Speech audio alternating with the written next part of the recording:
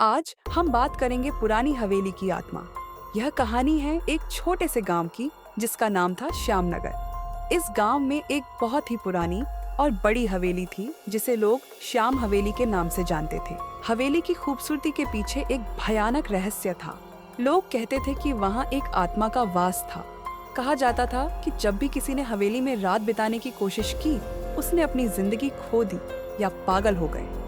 गांव वालों का मानना था कि श्याम हवेली में एक पुरानी रानी की आत्मा भटकती है, जिसने उस जगह पर किसी अनजान कारण से अपनी जान दे दी थी। इस रहस्य ने सभी को डरा रखा था और कोई भी वहां जाने की हिम्मत नहीं करता था।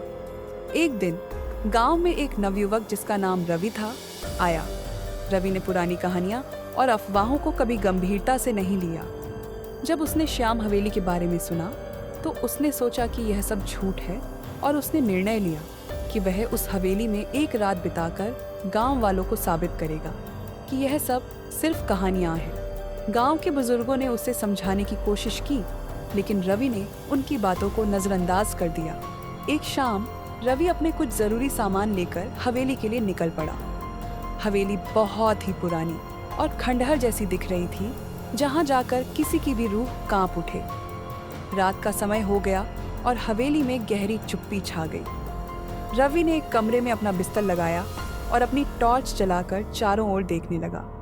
हवेली के अंदर कीमती चित्र, टूटे फूटे फर्नीचर और धूल भरी किताबें थीं।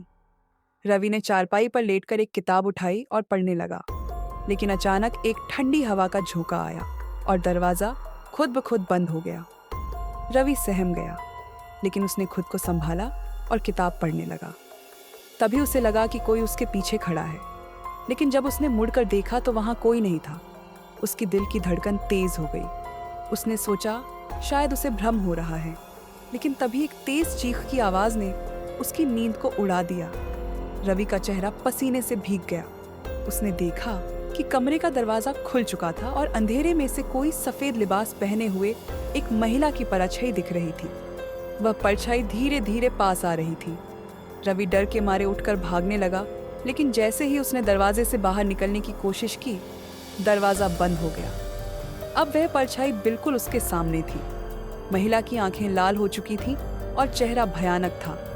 उसने रवि से कहा, तुमने मेरी शांति भंग की है, इस जगह से चले जाओ। रवि ने हिम्मत जुटाई और कहा, मैं ये जानना चाहता हूँ कि तुम्हारी आत्मा को शांति क्यों नहीं मिल रही। महिला की आत्मा ने आह भरी और बोली, यह मेरी कहानी है।